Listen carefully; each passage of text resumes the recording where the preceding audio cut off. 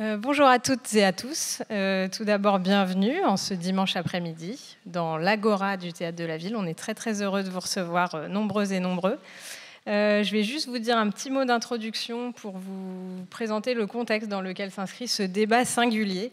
Singulier parce qu'il est né d'un croisement et d'un dialogue entre une université, Sorbonne Université, et un théâtre, le Théâtre de la Ville. Et donc, c'est dans le cadre d'un programme de 4 à 5 actions par saison. Depuis 5 ans, on travaille conjointement, les artistes du Théâtre de la Ville, le metteur en scène et directeur Emmanuel de Marciota, et les équipes de Sorbonne Université, ainsi que les chercheurs et les enseignants de Sorbonne Université, toutes les têtes pensantes, ensemble, pour construire des formats innovants, originaux, et surtout vous inviter à des réflexions, des enjeux de société sur la santé, l'environnement. Beaucoup de thématiques très importantes pour pouvoir à la fois connaître le présent et penser l'avenir. Là, ici, vous allez découvrir notre 3e débat singulier, parce que ça fait déjà 2 saisons qu'on propose ces formats. Les 2 précédents, l'un sur les origines du Covid et l'autre sur le changement climatique, ont eu lieu au Théâtre des Abbesses dans le 18e, qui est aussi un théâtre du Théâtre de la Ville. Et pour la première fois, on le propose ici dans cette agora, sur une thématique que je vais laisser nos intervenants vous présenter, un voyage qui durera environ 1h45 avec beaucoup de surprises. Et voilà, vous dire qu'on est très très heureux de défendre ensemble ce dialogue entre une université et un théâtre pour le partage des savoirs et surtout l'échange avec vous. Voilà, bon voyage et à tout à l'heure.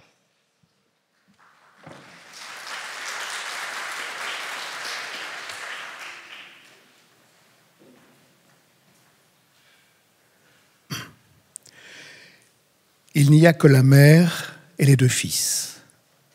Tout est ensoleillé. La table est ronde. Derrière la chaise où s'assied la mère, il y a la fenêtre d'où l'on voit la mer briller sous le soleil, les capes au feuillage sombre des pins et des oliviers. Au plus près, les villas, au toit rouge. Au toit rouge où fument les cheminées, car c'est l'heure du repas. Tout est ensoleillé. Et sur la nappe glacée, la bonne, affairée, dépose un plat fumant.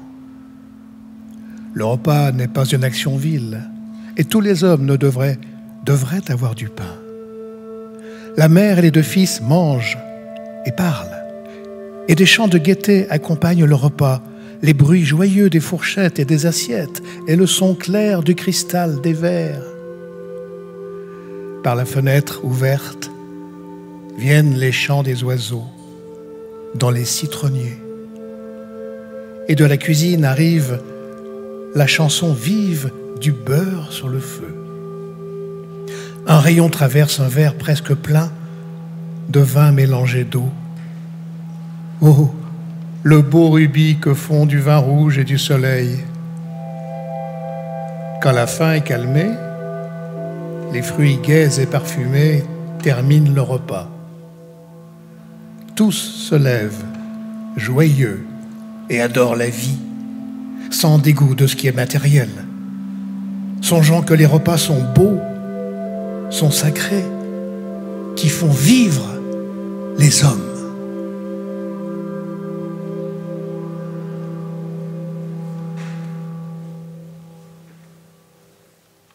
Bonjour. Bonjour à tous.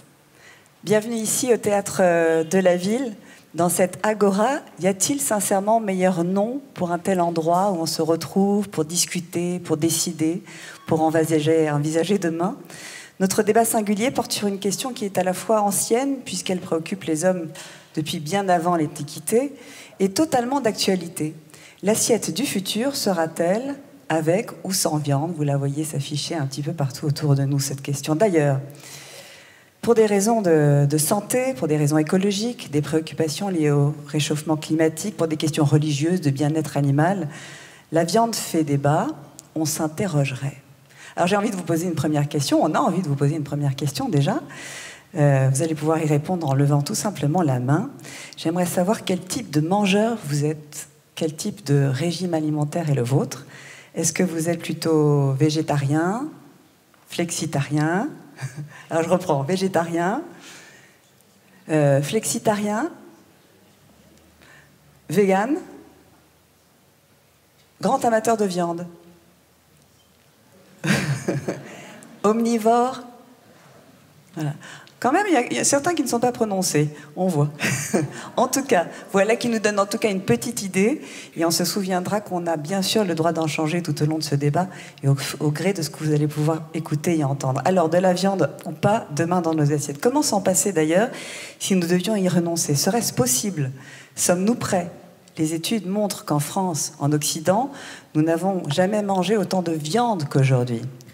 Quelles seraient les alternatives? N'est-ce pas plus globalement la question de notre rapport au monde animal et au vivant qui est posée? Pour nous éclairer, laissez-moi vous présenter les 3 chercheurs qui nous accompagnent aujourd'hui. Camille Dejar, vous êtes chercheuse au CNRS, vous êtes préhistorienne, archéozoologue au Muséum national d'histoire naturelle, archéozoologue, si vous pouviez un peu préciser. Bonjour à toutes et à tous. Merci Clémence. Donc je suis archéozoologue. Alors c'est une discipline qui s'intéresse aux relations entre les humains et les animaux dans le passé. Et moi je m'intéresse particulièrement à la préhistoire. Christophe Lavelle, à côté de vous, chercheur au CNRS, biophysicien et formateur en cuisine. Biophysicien. Alors biophysicien, c'est un physicien qui fait de la biologie, un peu comme biochimiste et un chimiste qui fait de la biologie, sachant que tout ça, ce sont des cases disciplinaires qui n'ont pas beaucoup de sens. Ce qui va compter, c'est beaucoup plus l'objet sur lequel on va faire de la bio ou de la physique ou de la chimie ou un peu tout ça à la fois. Il se trouve que l'objet, c'est la cuisine, l'objet qui m'intéresse, c'est l'activité qui m'intéresse. Et donc, effectivement, à côté de ça, à côté de l'activité de laboratoire, je suis formateur pour les formateurs en cuisine. Vincent Morigno est géographe, maître de conférence au laboratoire Médiation, Sciences des lieux, Sciences des liens à Sorbonne Université. Géographe, on a l'impression, en se souvenant de nos cours d'histoire en primaire, qu'on sait à peu près ce que c'est, mais je ne suis pas sûre d'avoir la bonne réponse. Merci Clémence, bonjour à toutes et à tous. Alors le géographe, c'est celui qui s'intéresse aux relations entre les hommes et l'espace, et les relations entre les hommes entre eux. Les hommes et l'espace qui environne les hommes, l'espace qui est le milieu de vie des hommes, qu'on va appeler donc environnement, et en même temps l'espace que les hommes s'approprient, que les hommes administrent, et on va l'appeler territoire. Et dans les relations entre les hommes entre eux et entre les hommes et leur espace, environnement, territoire, il y a une question centrale parmi bien d'autres, mais celle qui me préoccupe particulièrement, comme mes voisins et voisines, c'est l'alimentation, au cœur de nos relations entre les hommes et au cœur des relations des hommes avec leur environnement et leur territoire. Alors pour ce débat, nous vous proposons un voyage en 4 temps, en 4 services, on dirait, au restaurant. Nous ne resterons pas, bien sûr, dans une thématique chronologique, puisqu'en parallèle, nous allons pointer des paradoxes et les dilemmes, les positions et les idées prises selon les époques, parfois contradictoires. Nous verrons pourquoi nos ancêtres ont commencé à manger de la chair animale à la préhistoire, pourquoi et comment la viande a fait de nous des prédateurs, puis des éleveurs, quelles justifications ont été trouvées à l'élevage extensif, puis intensif, comment le regard sur le monde animal a changé, comment plus récemment aussi la question du bien-être animal s'est invitée de plus en plus fréquemment avec celle du réchauffement climatique et l'impératif écologique remettant en question notre alimentation, mettant manger de la chair animale ou pas. Qu'est-ce que dit ce choix de nos sociétés? Et si l'on en mangeait un peu, moins, voire pas du tout, est-ce que ce serait bien ou pas? Est-ce que ça changerait quelque chose? Au fond, peut-être est-ce la place de l'homme qui est en question, avec depuis toujours la peur d'être à nouveau la proie. C'est peut-être ça aussi au fond du débat. Il fallait bien, on comprend, un débat pour parler de tout cela, singulier de surcroît, ce débat. La spécificité de celui-ci, c'est qu'il est en accord avec l'endroit où nous sommes. On vous reconnaîtrait qu'il est absolument magnifique, cet endroit. C'est un théâtre, et donc ce débat sera ponctué de lectures, lues par les comédiens de la troupe du Théâtre de la Ville, Charles Rouget-Bourg et Juliette Séjourné. Et il y a aussi la musique par Ailton Malavena, qui nous accompagnera tout au long de ce débat. Pendant le débat, il vous sera proposé également une expérience sensorielle.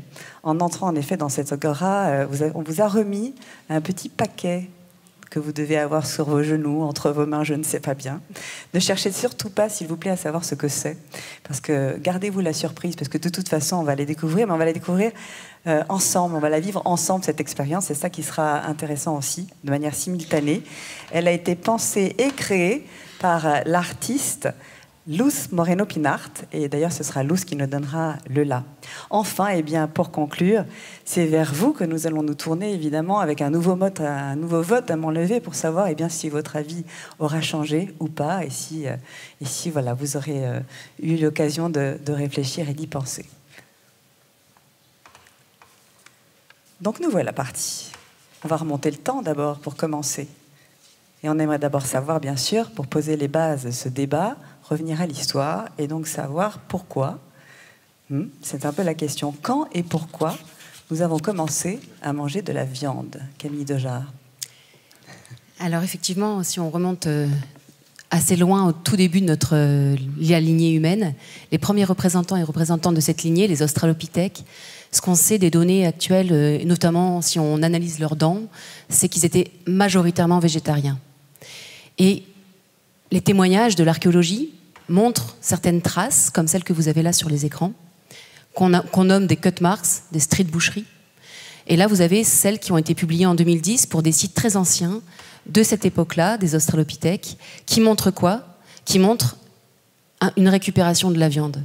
Donc un premier témoin de carnivorie, on pourrait dire, ce qui ne faisait pas eux des carnivores majoritaires, puisque c'est seulement à partir de 2 millions d'années que d'autres types d'hominines, quand on dit hominines, c'est les représentants de la lignée humaine, d'autres types d'hominines vont commencer à manger plus fréquemment de la viande. Ce genre de traces, on va en avoir de plus en plus, autour de 2 millions d'années.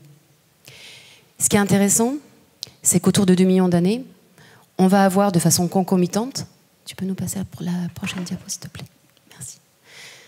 Ce qu'on observe, les paléoanthropologues observent, c'est qu'à 2 millions d'années, comme vous voyez là sur le graphique, la taille du cerveau, dans les représentants de notre lignée, va être plus importante. Et là, c'est concomitant, encore une fois, on ne sait pas vraiment si cause et conséquence, mais c'est concomitant de cet accès à la matière animale qui a sans doute représenté, en fait, une quantité d'énergie et de protéines variées plus facilement récupérables dans une même assiette, plus facilement énergétiques en elles-mêmes. Et ça a sans doute représenté de façon importante des changements, à la fois physiologiques, sur la taille de dents, la taille du système digestif, très probablement aussi la taille du cerveau, qui est très gourmand en énergie. Notre cerveau, vous savez, qui fait que 2% de notre masse totale adulte et qui représente 20% de l'énergie qu'on ingère. Enfin, qui mange 20%. Voilà. Donc ça, c'est des données intéressantes qui font... Voilà. Par rapport à la lignée humaine. Peut-être rebondir sur cet aspect, parce qu'en même temps, il y a un enjeu finalement contemporain, il y a une continuité dans l'évolution.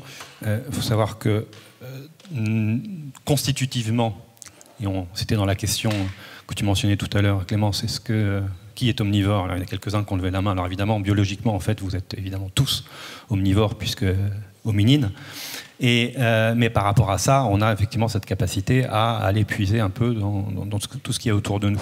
Et les changements de comportement liés à tout un tas de phénomènes sur lesquels on va revenir, tout un tas de contingences de l'histoire et de la géographie, font qu'on va pouvoir orienter plus ou moins sur le végétal et l'animal. Et le fait d'orienter sur l'animal a déclenché ce type de transformation que tu mentionnais. D'autres moins visibles, qui sont notamment le raccourcissement de la taille de l'intestin, tout ça correspond, et puis beaucoup de changements morphologiques au niveau dentaire, tout ça correspond à des changements alimentaires et des évolutions qui se font sur des temps très longs, évidemment. Et il y a un gros intérêt évolutif à consommer de la matière animale, c'est toute cette partie très nutritive, à la fois des protéines, de la graisse et des vitamines, etc., qui ont donc permis ce développement cérébral. Et avec ça, il ne faut pas oublier que on est une espèce omnivore, soit, mais surtout ce qui nous différencie totalement du reste des espèces, c'est qu'on est une espèce qui cuisine. C'est-à-dire que cette viande et ou ces végétaux sont de toute façon transformés. Alors, souvent, les végétaux ne l'étaient pas trop, justement, ce qui nécessitait des gestions qui peuvent être un peu compliquées, mais la viande, au départ, ne l'était pas non plus, à part un découpage.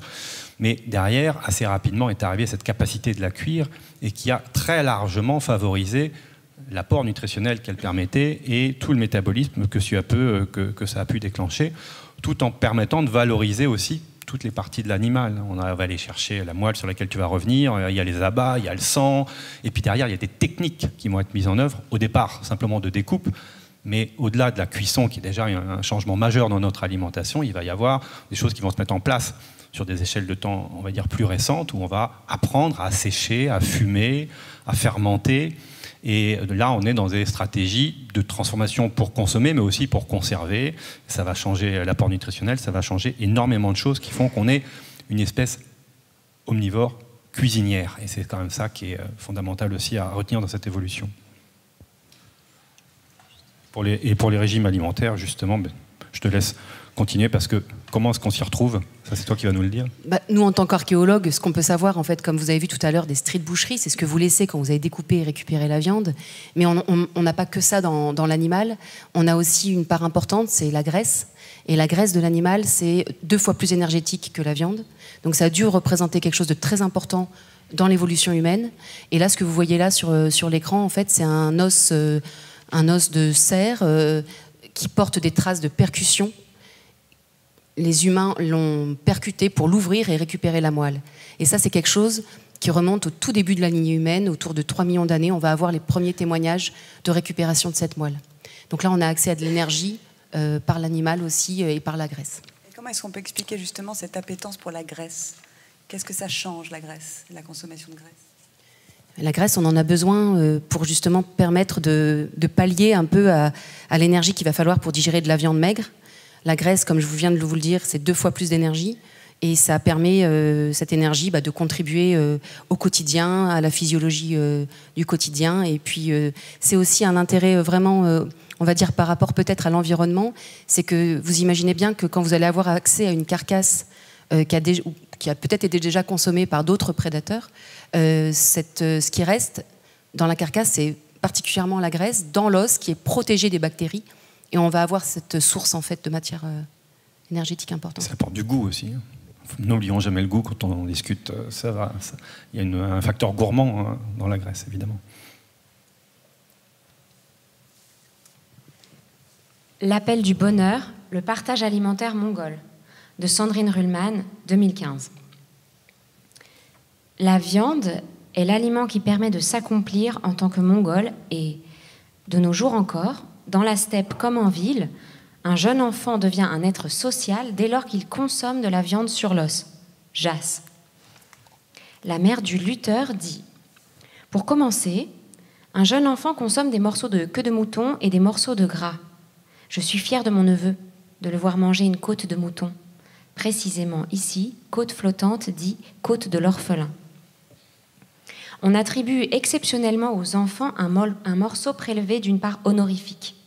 Un oncle maternel peut ainsi offrir à son neveu un morceau de viande détaché de l'omoplate, un os qui lui revient toujours.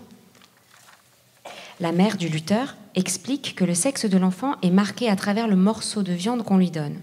De l'omoplate pour un garçon, de l'humérus pour une fille. Aliment qui nourrit par excellence, la viande est de préférence consommée fraîche et grasse, qu'elle soit ou non détachée de l'os. Christophe et Camille, la question qui vous a été posée tout à l'heure par Clémence, c'était aussi la question du pourquoi.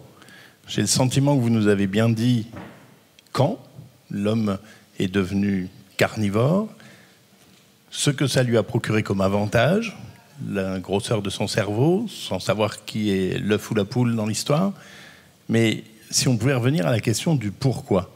Nos ancêtres communs, les grands singes, certains sont restés végétariens. Pourquoi est-ce que l'homme n'est pas resté végétarien? Est-ce que c'est uniquement le hasard? Et en devenant carnivore, il est devenu prédateur, ce qui change tout. La question du pourquoi, c'est jamais très évident. C'est pour ça que je te la pose et que je ne réponds pas. Je ne la pose pas. Merci Camille. Non, sans doute qu'il y a plusieurs raisons. Comme on vient de le dire, c'est sûrement pour des questions énergétiques, probablement. Dans l'environnement aussi, peut-être comme quand on cherche des tubercules, quand on est végétarien, et on a un petit peu moins d'interaction avec d'autres prédateurs, mais quand vous commencez à manger de la viande et que vous commencez à vous intéresser aux carcasses, vous n'êtes pas tout seul. Et peut-être que ces autres prédateurs avec qui on a quand même une très longue coévolution, ils ont été des modèles aussi quelque part. Si on les a vus manger de la chair animale, manger charogner, sans doute que ça nous a donné peut-être l'idée de pouvoir le faire aussi. Nous, on était parfois aussi mangés, mais de les voir, de voir cette consommation de chair animale, peut-être que le pourquoi il a été là au tout début, mais ça c'est des hypothèses, c'est un cadre théorique, d'accord. Et après, bien sûr, on le sait, les conséquences, elles ont été peut-être rapidement assimilées, on va dire énergétiquement.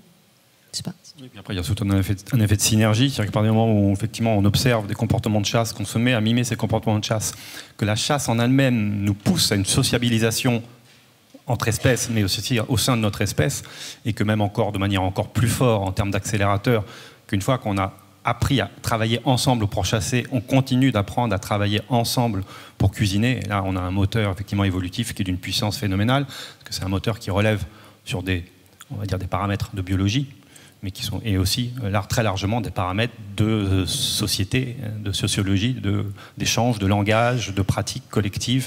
Et après, on peut imaginer qu'effectivement, une fois qu'on est engagé sur cette voie-là, on n'a que des avantages qui surviennent à nous. Peut-être juste compléter par rapport à ce que tu viens de dire, un intérêt peut-être énergétique, c'est aussi de pouvoir s'affranchir un peu des contraintes environnementales.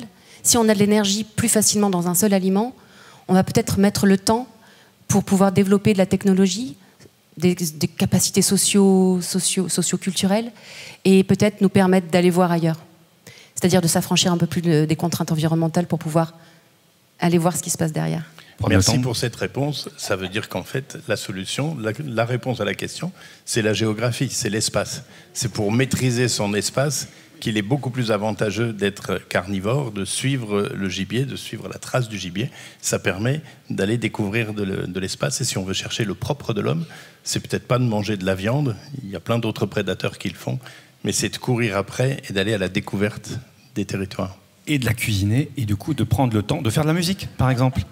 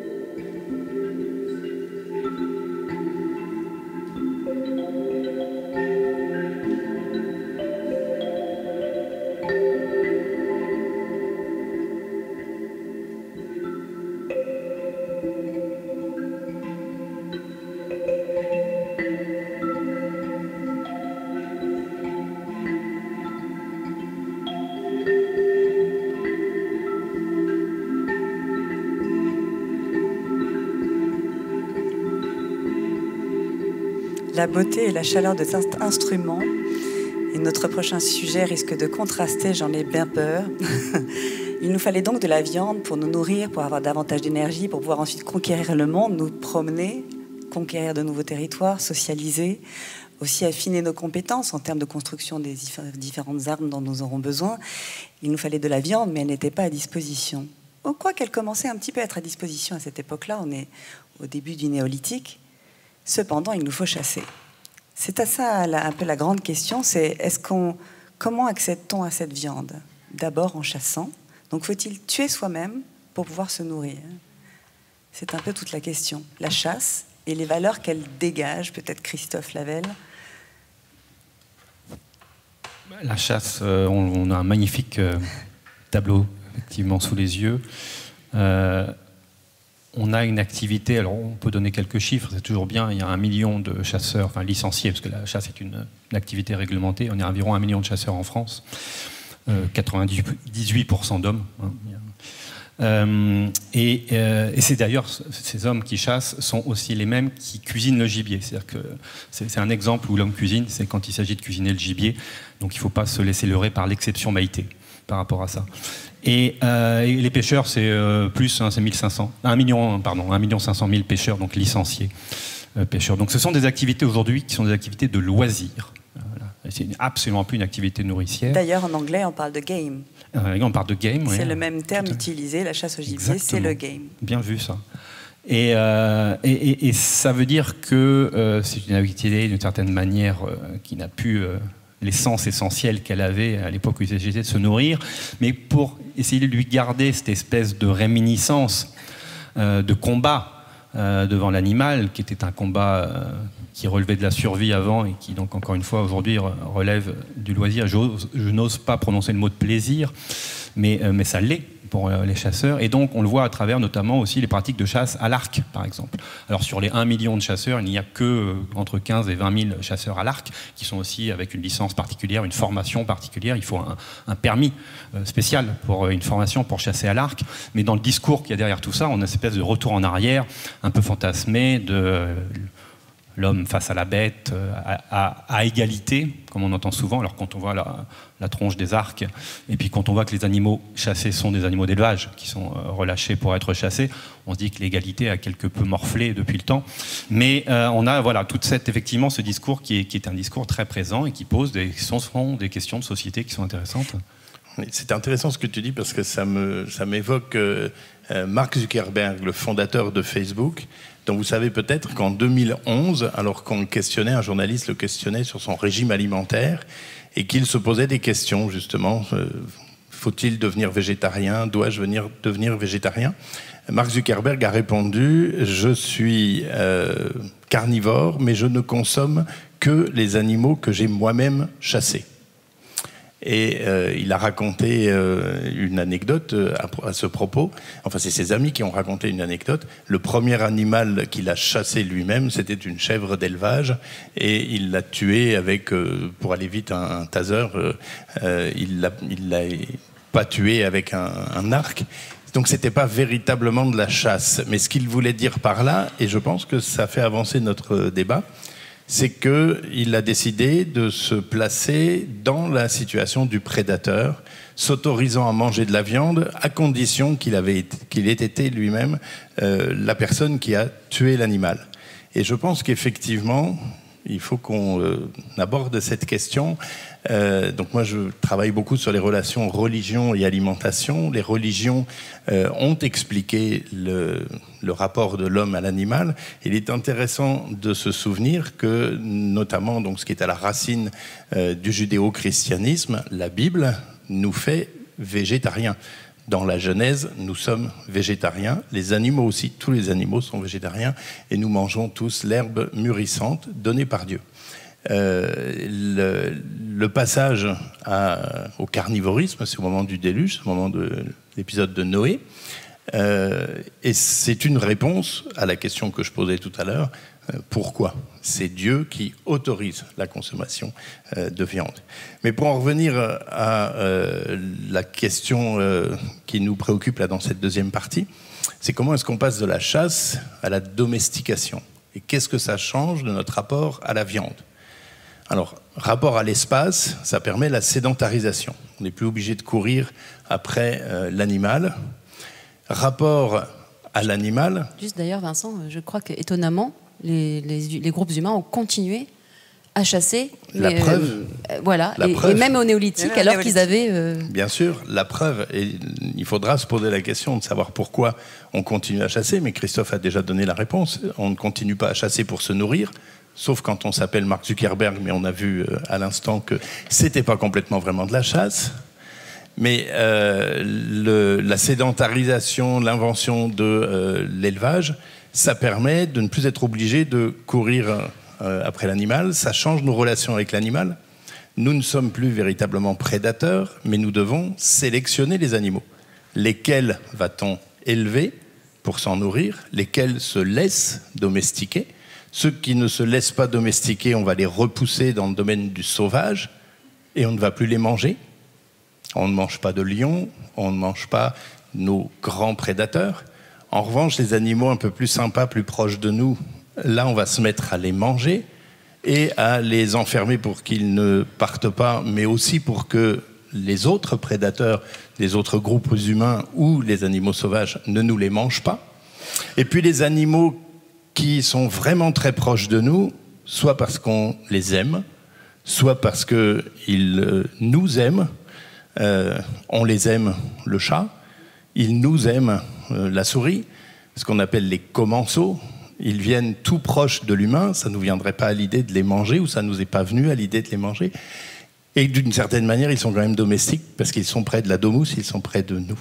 Et puis ça change donc les relations avec l'animal, ça change les relations entre les humains. On a vu dans le très beau texte tout à l'heure qu'il y avait les parties pour les hommes, les parties pour les femmes.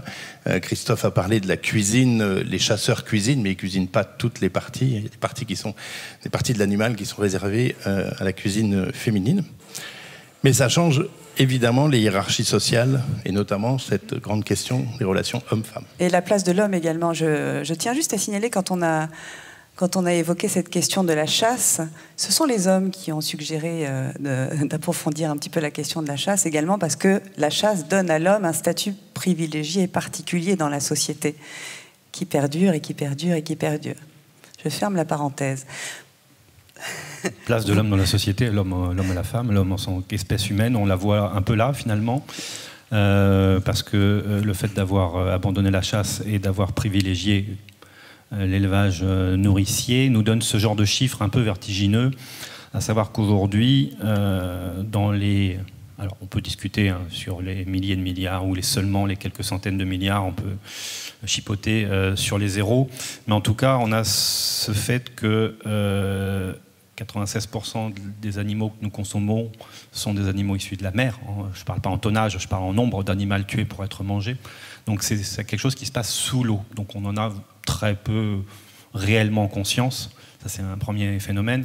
Et le deuxième, c'est que dans les animaux qui courent et que nous allons consommer, il y en a plus de 90%, c'est la volaille. Et la volaille, on ne la voit pas non plus, elle n'est pas sous l'eau, mais en fait, on la voit jamais, on la croise jamais. Quand on a la chance de sillonner nos campagnes en train ou en voiture, on voit des vaches. Et c'est sûr que la vache, c'est l'exemple même aujourd'hui de l'animal qu'on a élevé, qu'on a parqué pour pouvoir être mangé. Tous les autres animaux nous sont totalement cachés, y compris jusqu'au stade de la consommation, parce que finalement, ils sont totalement désanimalisés, puisque présentés dans des barquettes totalement indifférenciables. Si on n'a pas l'écriteau sur les rayons de boucherie, on ne sait pas ce qu'il y a dans la barquette. On achète du veau, de l'agneau ou du bœuf, on n'en sait rien. Il faut que ça soit marqué pour qu'on puisse vérifier, de savoir ce que c'est. Et ça, c'est un changement totalement radical. C'est une forme de paradoxe, d'éloignement, d'une certaine manière, totalement dû à l'industrialisation et à la démographie, tout ce qu'on peut imaginer, d'éloignement face à l'aliment, qui est quelque chose qui est quand même de très violent au sens rapide dans l'évolution, et violent aussi au sens violent. Mais il y a les deux concomitants qui font que ces changements... Éloignement face à la mort de l'animal. Éloignement face à la mort, exactement, et face à l'identification de la nourriture en tant que nourriture animale. D'une certaine manière, qu'on me fasse un steak d'imitation vache ou un vrai steak de vache, c'est un truc pavé, rouge, et il n'y a pas y avoir beaucoup de changements par rapport à ça. Et ça commence seulement à perfuser, depuis quand même quelques années, voire quelques dizaines d'années, dans l'histoire récente, où toute la remise en cause de ce système-là, les questions issues de cette thématique du passé au présent, on se rend compte que le présent il s'accélère dans des directions qu'on ne cautionne pas toujours, et qu'on a tout un tas de problématiques dont on va reparler quand on va vraiment rentrer dans le présent, qui relèvent effectivement des enjeux d'éthique, des enjeux donc moraux, mais aussi des enjeux d'environnement, parce qu'on voit bien que notre environnement est totalement perturbé par cette appétence pour l'animal, des enjeux aussi qui sont des enjeux donc de santé, parce qu'on parle de plus en plus de quelle viande, alors ok, on consomme de la viande, mais laquelle consommer pour rester si possible en bonne santé, et en même temps, comme effectivement on l'a aussi mentionné, le fait que dans un animal, avant il y avait une espèce d'économie à la fois de respect de l'animal, mais d'économie de la bête, dans le sens qu'une fois qu'on en a tué un, on récupère absolument tout, on mange tout. Et aujourd'hui, il y a cette espèce de luxe absolu de dire qu'à partir du moment où on tue 2000 milliards d'animaux, déjà rien que dans ceux qu'on pêche, il y en a plus de 50% qui sont rejetés parce que c'est pas la bonne espèce. Dans les animaux, on va récupérer le filet, puis les abats et tout ça. On en fait peut-être des croquettes à chat, mais on va pas aller beaucoup plus loin, alors que d'un point de vue nutritionnel, ça serait peut-être même encore plus avantageux. Donc il y a toute une logique finalement de gaspillage qui se met en place due à cette profusion absolue, profusion en tout cas apparente, et qui pose beaucoup de questions qu'on se reposera dans la partie présente. D'autant qu'elle se garde bien de voir que, comme vous l'avez dit Christophe, cet animal, donc on ne sait pas lequel est tué, lequel on va manger, et même dans les mots qu'on va utiliser, peut-être Vincent, même on va invisibiliser l'animal, y compris quand on va acheter une partie de cet animal pour le manger. Oui, on va euphémiser l'animal, euphémiser sa mort, mais je voudrais d'abord compléter ce qu'on a dit tout à l'heure pour secouer un petit peu la salle. À propos de la domestication, on a découvert récemment, c'est une découverte du début du XXIe siècle, des preuves qui semblent irréfutables, en tous les cas la communauté scientifique les accepte aujourd'hui, qui montrent que les gallinacés, les poules, n'ont pas été domestiquées au départ pour être consommées. Il faut quand même qu'on se souvienne aussi de ça. La domestication, c'est pas uniquement pour la consommation. Aussi bizarre que ça puisse paraître. Ça se passe en Thaïlande, il y a 3000 et quelques années, entre 3250 et 3650 ans. Et sur le site qui a été fouillé, on trouve de manière indubitable des os de volailles qui n'ont pas les traces dont a parlé ma collègue, et qui vraisemblablement donc ont été élevés, peut-être pour les plumes, peut-être pour le combat de coq. C'est beau de voir des prédateurs qui se battent entre eux. Si on peut appeler un gallinacé un prédateur, je ne sais pas. Voilà. Mais ça complique quand même drôlement la question. Alors pour revenir au terme, on parle depuis tout à l'heure de la domestication, d'animal domestique. Mais c'est quoi un animal domestique? C'est un animal qui est près de la domus, près de la demeure, mais où se trouve la limite? Les économistes au XVIIIe siècle ont introduit un nouveau terme que l'on n'emploie plus aujourd'hui, en tous les cas que le grand public n'emploie plus, les animaux de rente, avec l'idée de rentabilité. C'est l'animal de rente, c'est l'animal que l'on va abattre, mais c'est aussi l'animal qu'on va utiliser pour son cuir ou l'animal qu'on va utiliser pour sa force. Aujourd'hui, si on veut préciser ces termes, on n'y arrivera pas. On va arriver à d'autres termes. On va arriver à d'autres catégories. Animal de boucherie, par exemple. Mais à l'origine, dans le phénomène de domestication, tout le monde était domestique.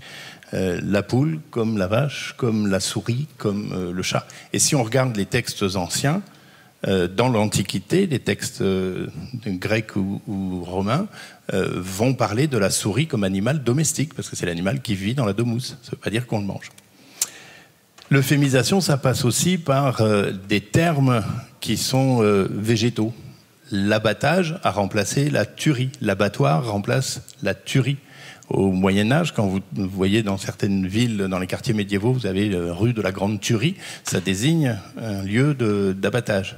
Aujourd'hui, ça viendrait à l'idée de personne d'appeler un espace une tuerie, alors que dans le monde professionnel, tuerie, ça veut dire quelque chose pour le monde de l'élevage.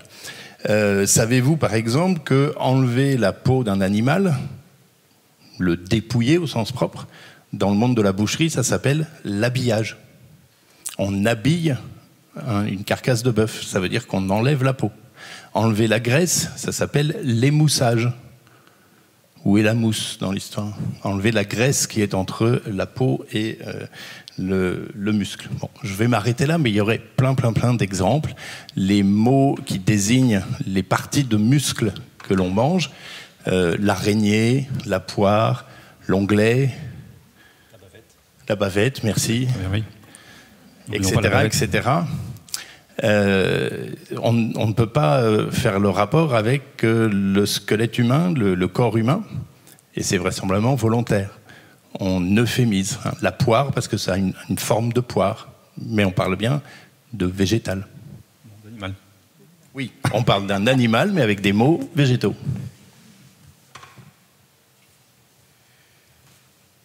Cœur de cochon de Suzy Morgenstern. Suzy Morgenstern a un ennemi, le cochon, interdit absolu pour l'autrice élevée dans une famille juive à Newark. Pourtant, à l'aube de ses 80 ans, son monde est bouleversé. C'est votre cœur, il va falloir opérer et remplacer la valve aortique par celle d'un porc. Pour la première fois, Suzy Morgenstern s'intéresse pleinement à cet animal proscrit et décide finalement d'adresser au cochon une lettre pour le remercier.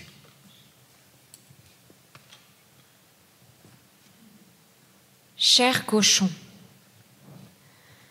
je ne savais pas que tu étais le symbole de la prospérité, de la bonne fortune et de l'abondance dans de nombreuses cultures.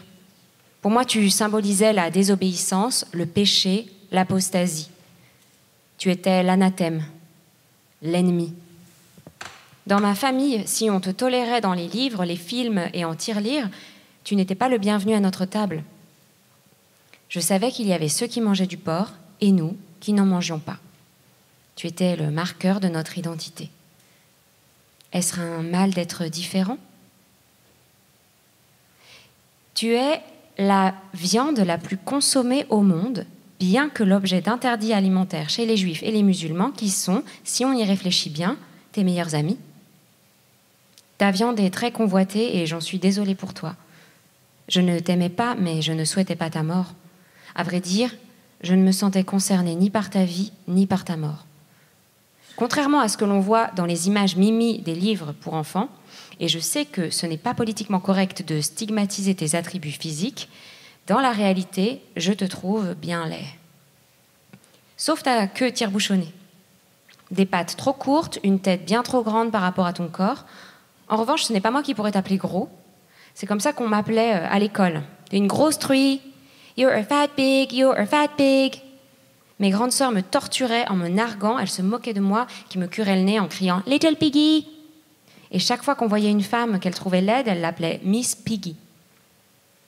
Tu es tellement disgracieux que dans les dessins humoristiques de juifs, on faisait nos portraits avec une tête de porc. Tu es l'arme chérie des antisémites pour se moquer de nous. D'ailleurs, ce n'est pas la seule expression dénigrante dont tu es le héros. Manger comme un cochon, un temps de cochon, jeter des perles au pourceau, faire une tête de cochon, avoir un caractère de cochon, des yeux de cochon, un tour de cochon, vieux cochon, sans compter balance ton porc. Tout simplement cochon pour dire du mal de quelqu'un. Mon pauvre cochon, tu n'as pas bonne presse. Mais il y a aussi, et ce n'est pas pour ton bien, tout est bon dans le cochon. Enfant, je lorgnais ta viande. Je reniflais le bacon, je convoitais les lardons. Mais j'étais convaincue que si j'approchais de la moindre lamelle de ta chair, j'allais brûler en enfer et peut-être d'ailleurs à l'instant même où je toucherais de ma langue. L'enfer, c'était de voir l'étalage de ta charcuterie pure porc et patouche. Je me sentais privée d'un paradis culinaire.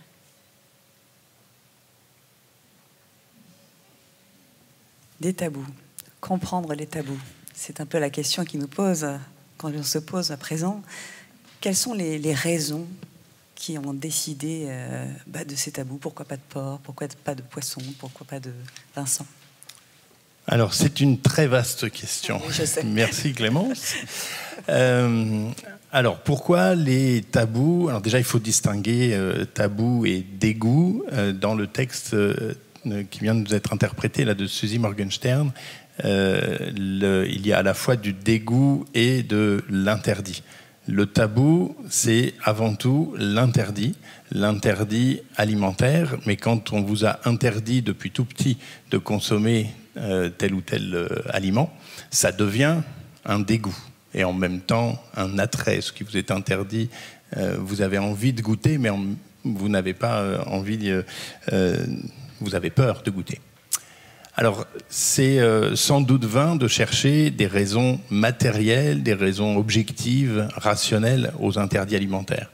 Mais on ne peut pas s'empêcher de le faire. Il y a des courants dans l'anthropologie qui l'ont tenté, qui le tentent encore aujourd'hui, le matérialisme, ce qu'on appelle le matérialisme culturel, avec un auteur dont on parle très peu en France. Je martèle toujours son nom parce que Marvin Harris a eu la malchance de vivre contemporain de Lévi-Strauss, Claude Lévi-Strauss.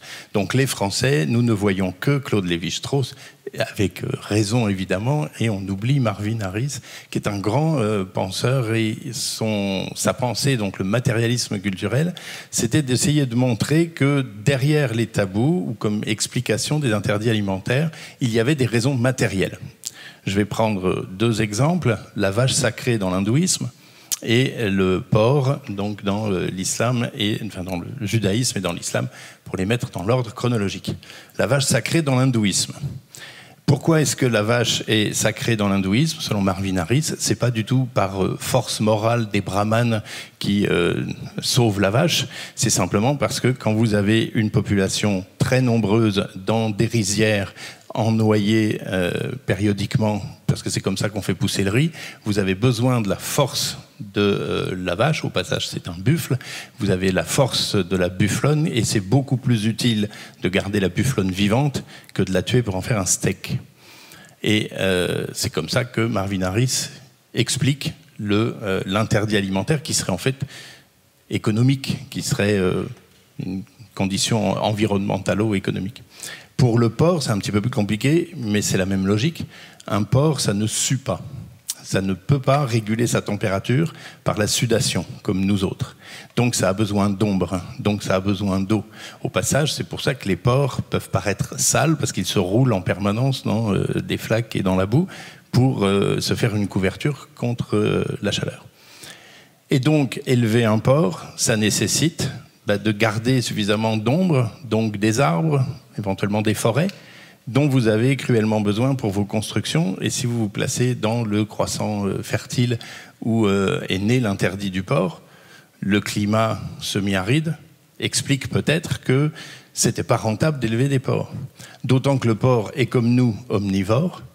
Il est aussi laid que nous, d'une certaine manière. Nous sommes très proches génétiquement du porc. Et le porc proche de nous mange la même chose que nous. Et donc, élever des porcs à notre contact, ça veut dire protéger notre alimentation du porc, de façon à ce qu'ils ne viennent pas manger nos aliments. Alors que la chèvre et le mouton, elle n'a pas besoin d'ombre, elle n'a pas besoin d'ombre, entendons-nous, mais elle peut se débrouiller toute seule, et surtout, elle va manger des épineux, elle va manger des écorces, elle va manger n'importe quoi, pas la même chose que l'humain. Marvin Harris dit donc, les interdits alimentaires, c'est simple, ça s'explique, pour des raisons économico-environnementales. Le problème, c'est que dans le judaïsme, il est tout aussi interdit de manger des crevettes, des homards, des crabes, de l'anguille, et là, le matérialisme économique, ça ne marche pas. Donc la réponse, j'en ai pas. Ok. Et Vincent, la question que je me posais moi, c'est et celle que j'aimerais vous poser à tous, est-ce que vous mangeriez votre chat? Ça me rappelle un certain monsieur Trump qui, en parlant des Haïtiens, a dit « And they're eating their dogs and cats », comme c'était la pire des choses à faire.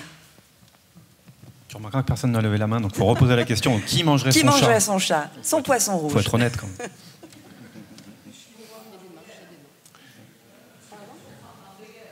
Ah. Sauf, tout à fait. En temps de guerre, voilà. Et on sait que le goût est très proche du lapin. C'est une viande maigre dont le goût est très proche du lapin pour ceux qui l'ont mangé pendant la guerre et qui ont pu témoigner. Donc une viande saine plutôt, en plus. Ah, en plus, une viande saine, oui. Et n'oubliez pas qu'on a mangé du chien. On a mangé du chien, par exemple en Corée, jusqu'aux Jeux Olympiques de Séoul. La Corée, au moment des Jeux Olympiques, a décrété qu'il était interdit de continuer à manger du chien, parce qu'internationalement, ça faisait du mal à l'image du pays. Mais en Allemagne, en Europe centrale, on consommait du chien jusqu'à la Deuxième Guerre mondiale. J'ai l'impression qu'on mange un peu ce qu'il y a quand il y a. On est d'accord. Mais ça, c'est un autre débat. Poursuivons. Jefferson, de Jean-Claude Mourleva. Gilbert se mit à mordiller lentement dans un pain au chocolat. Il y a eu un moment de répit. Et 1 heure plus tard environ, ils amènent des cochons. Tellement serrés les uns contre les autres qu'ils ne peuvent même pas s'allonger pour se reposer. Certains essayent de s'enfuir en marchant sur les autres. Ils sont tous en état de choc, ça se voit. Ils tirent la langue, la plupart ont l'air fous, ils se mordent entre eux. Leurs oreilles et leur queue saignent. À cet instant, il éclata en sanglots et son visage se tordit en une grimace que Jefferson ne lui avait jamais vue, alors qu'ils se connaissaient depuis l'enfance. Des bouts de pain au chocolat humide de salive lui tombèrent sur les genoux. Je ne peux pas tout te raconter. C'est pas racontable. Des décharges électriques pour les faire avancer, des coups de bâton sur les reins, derrière, la tête, sur le groin, les cochons qui titubent, qui hurlent de douleur et qui encaissent sans pouvoir se défendre. Ah, c'est injuste. C'est dégueulasse. On va égorger les vivants, hein, plus ou moins étourdis, les uns après les autres, avec méthode. Le seul souci des humains, c'est comment tuer le plus de bêtes possible dans le moins de temps possible. Brusquement, tout s'est arrêté. Ils ont nettoyé au jet le sang et les saletés. Ils se sont changés. Ils ont éteint les lumières, fermé les portes, et ils sont partis. Et moi, je suis resté là, sur ma poutrelle, choqué. Je claquais des dents. Je suis descendu et j'ai essayé de sortir. Impossible. Alors je suis parti en balade. C'est immense ce truc. Il y avait plein de bêtes parquées en attente. Je leur ai rendu visite à toutes, aux cochons, aux moutons, aux vaches. Il y avait aussi un vieux cheval, tout seul. Je lui ai caressé le museau. Après, je suis resté longtemps avec les vaches. Au petit jour, c'était silencieux. Ça puait l'angoisse, Jeff. Je te jure. Juste du béton, de la ferraille et de l'angoisse. J'avais envie de leur dire « ça va aller les filles », mais je savais bien que c'était faux, que ça irait pas du tout. Que le jour se leverait et que les humains seraient de retour, ça irait même très mal pour elles. Je pouvais quand même pas leur dire « bon, ben c'est pas grave, hein, on vous a juste pris votre veau à la naissance ou presque. On a bu votre lait, celui qui était prévu pour lui, et maintenant on va vous abattre, hein, et prendre votre viande et votre cuir. Ça vous convient comme arrangement ?» Vers 6 heures, le ciel s'est éclairci.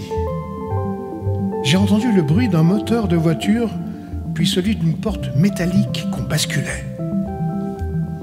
Alors j'ai dit au revoir à tout le monde. Enfin, adieu. Je suis faufilé et je suis sorti. Gilbert ferma les yeux. Il se recroquevilla sous sa couverture, mais ne parvenait pas à arrêter le flot de paroles. Mais c'est dingue ça quand même. Ils peuvent manger tout ce qu'ils veulent, des spaghettis au basilic, du gratin dauphinois, des pizzas 4 saisons, des tartes aux framboises, des omelettes aux pommes de terre, des gâteaux à la noix, des soupes de lentilles, corail, avec du lait de coco, des crêpes, de la confiture, des salades de tomates, des croissants, des tagliatelles au pesto, des crèmes à la volaille, des fraises, des melons, du riz, de la purée. Et ça leur suffit pas. Ils trouvent que c'est pas assez. Alors ils tuent les animaux pour les bouffer. Mais je comprends pas. Gilbert eut du mal à trouver le sommeil. De loin en loin, de courts sanglots lui venaient comme des hoquets et de faibles gémissements. Quand il fut tout à fait silencieux et sa respiration apaisée, Jefferson se leva sans bruit et se glissa hors de sa chambre.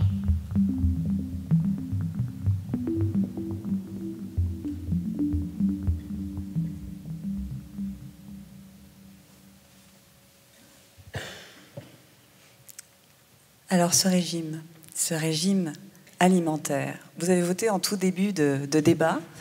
Bon, vous avez été un peu timide, hein. Je vous proposerais presque de revoter pour avoir un peu une idée. La question surtout qu'on se pose aujourd'hui, c'est aujourd'hui, ce régime alimentaire est-il choisi ou bien est-il subi? Et de quelle manière? Qu'est-ce qui va nous conduire à choisir telle ou telle alimentation? Végétarien, flexitarien, omnivore? D'où ça vient également? Quelles sont les orientations et comment est-ce qu'on est amené justement à choisir son régime alimentaire? Alors, on a évoqué, et Madame a bien fait nous rappeler, nous recontextualiser l'époque.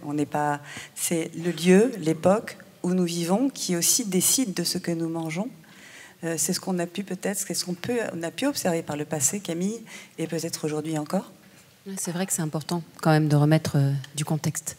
Des contraintes, on l'a vu, culturelles, on vient de le voir, sociales aussi. Mais bien entendu, moi, ma discipline, c'est surtout des contraintes environnementales. Et on en a, comme le passé, comme dans le présent, selon l'environnement où vous allez habiter, vous allez avoir accès à certains aliments. Alors, je parle par exemple, prenons l'exemple des sociétés qui vivent dans le très grand nord, dans le froid. Comme par le passé, si on prend nos lointains cousins, les néandertaliens qui vivaient dans les steppes froides et arides, en fait, ils vont avoir accès surtout à de la matière animale. Il va y avoir peu de végétaux, finalement. Mais on a quelque chose qui s'est passé dans notre corps, qui est assez intéressant et impressionnant. C'est un processus physiologique qui s'appelle la néoglucogénèse, qui va vous permettre, si vous mangez de la viande et du gras, par exemple, si vous mangez du phoque, la viande et le gras du phoque, votre foie va produire du glucose. Et donc, en fait, le glucose qu'on n'aura pas dans l'environnement, on va pouvoir le produire par ces processus physiologiques.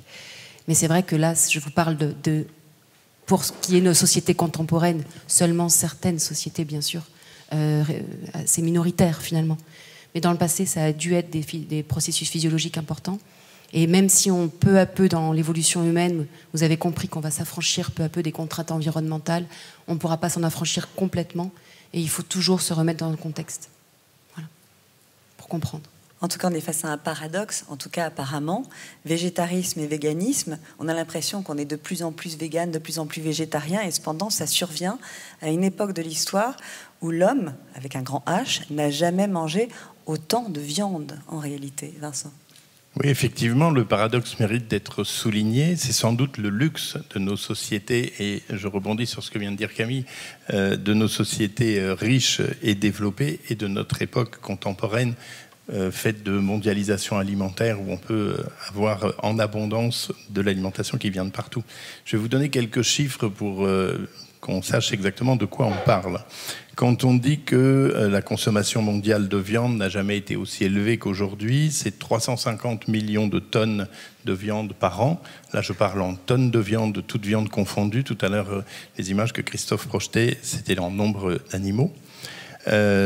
Dans les années 60, ça tournait autour de 70 millions de tonnes. Alors nous sommes évidemment plus nombreux que dans les années 60, mais le facteur de multiplication de la population et de la consommation de viande n'est évidemment pas comparable. Ce qui nous fait une moyenne mondiale de 45 kilos de viande consommée par personne et par an. Cette moyenne ne veut rien dire, comme toutes les moyennes, puisque en Europe, on est autour de 80 kilos. Dans les pays en voie de développement, plutôt 25 kilos, donc très nettement en dessous. Et les Américains sont les champions autour de 120 kilos.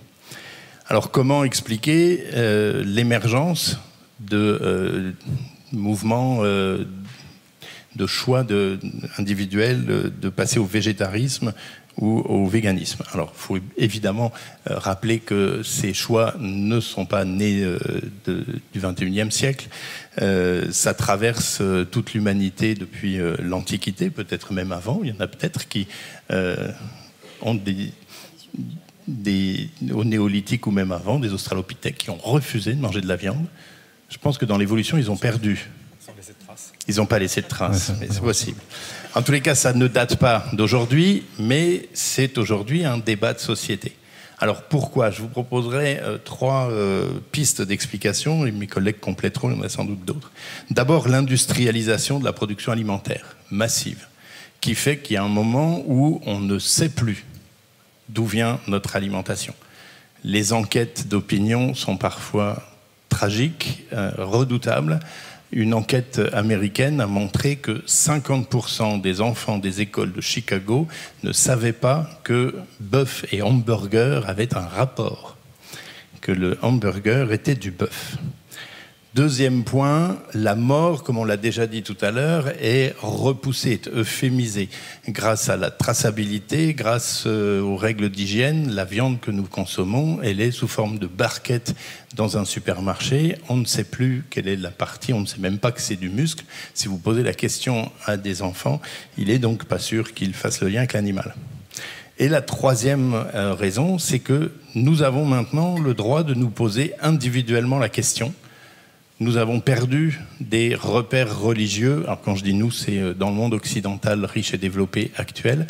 Nous ne faisons plus confiance à tout un système idéologique, dogmatique, religieux qui nous expliquait la création du monde, ce qu'on avait le droit de manger, ce qu'on n'avait pas le droit de manger, pourquoi on tuait des animaux. Et quelque part, c'est très rassurant de vivre dans un système qui vous autorise à manger des animaux. Ou au contraire, vous l'interdit. L'hindouisme, le jaïnisme, le bouddhisme sont des végétarianismes. Et il n'y a aucun mérite à être végétarien. Je respecte évidemment les bouddhistes, les hindouistes et les jaïnistes, mais il n'y a aucun mérite à être végétarien quand vous êtes né dans une famille qui vous a transmis cette religion, parce que tout simplement, vous n'avez pas connu autre chose. La dimension culturelle, en fait, prend le pas sur toutes les autres raisons. C'est ce que je pense en tous les cas. Il y a sans doute d'autres types d'explications. Mais quelque part, notre Occident qui ne veut plus se référer à une religion plutôt qu'une autre, à une explication plutôt qu'une autre, se bricole, pardonnez-moi l'expression, des explications, des choix idéologiques au sens premier du mot idéologique, la logique des idées et la logique d'une idée. Si je me souviens bien, c'est la définition que donne Hannah Arendt de l'idéologie. Et on se raccroche à ce que l'on pense devoir être notre relation à l'animal. Alors qu'autrefois, des systèmes de pensée, des systèmes religieux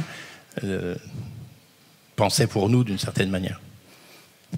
Pensez que votre régime alimentaire, vous ne le choisissez pas plus à la naissance que vous ne choisissez votre religion. Et les deux reposent sur la confiance. Le mot foi et le mot confiance ont la même origine. Ce qui est intéressant aussi, c'est de voir que de nouveaux termes sont nés pour qualifier de nouveaux régimes alimentaires. Alors, on vous a posé la question au début, vous n'êtes pas tombé dans le piège. Flexitarien, n'est-ce pas un mot d'industriel, celui-ci ? Alors, en tout cas, c'est un joli mot. Flexibilité, ça te donne toujours envie, ça donne une forme de souplesse. Et effectivement, il y avait quand même un mini-piège entre omnivore et flexitarien. Il va falloir mettre une frontière, qui sont des frontières sémantiques. Donc, ça va relever de conventions qu'on va établir entre nous. L'omnivore, c'est une condition biologique qui nous donne une capacité à métaboliser à peu près tout, ce qui nous conduit à devoir faire des choix, éventuellement, et avoir ce luxe de pouvoir faire des choix. Et on a rajouté par-dessus ce mot flexitarisme pour dire, grosso modo, quand on a envie de se dédouaner un peu du fait de manger des animaux et qu'on ne veut pas se qualifier effectivement, qu'on veut montrer à la face du monde qu'au-delà d'être biologiquement un omnivore, on fait des choix responsables et donc on est un omnivore flexitarien, c'est une espèce d'omnivore vertueux. Sous-entendu, je ne mange pas de la viande à tous les repas. J'en mange moins mais mieux, pour reprendre un célèbre slogan. Et ça permet de faire à peu près tout passer, parce que en déclarant flexitarien, on se donne une forme de moralité qu'on explicite et qu'on expose à la face du monde. Alors que, au départ, le flexitarisme, dans son origine, correspond à une pratique qui est beaucoup plus radicale que ça, qui correspond à ne jamais consommer de viande, sauf quand on y est d'une certaine manière socialement invité et ou contraint.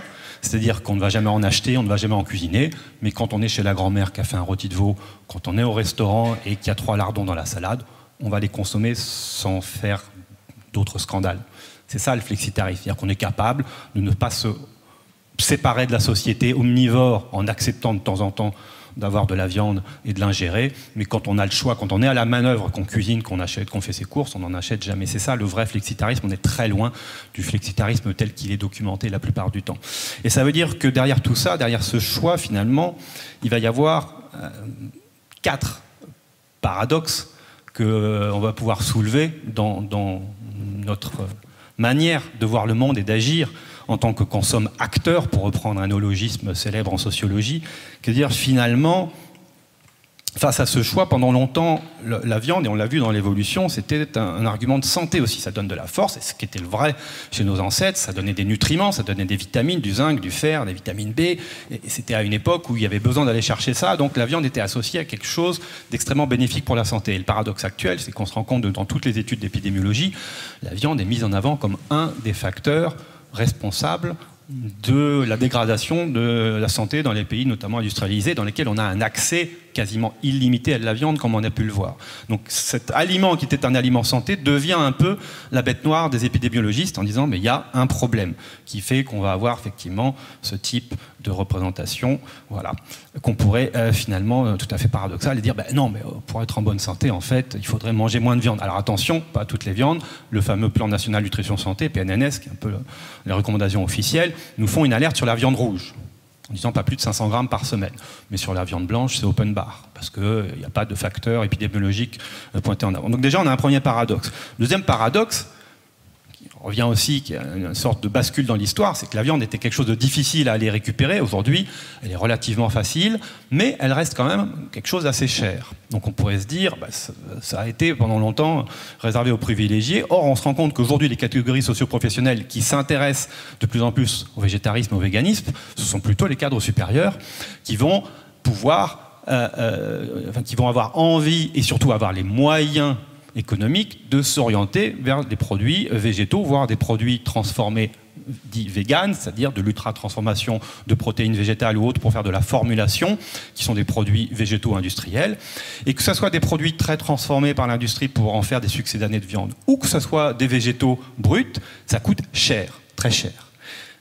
À calories égales, 1 gramme de matière grasse qui m'apporte 9 kilocalories va me coûter 9 fois moins cher que la même calorie consommée à travers du céleri et des betteraves.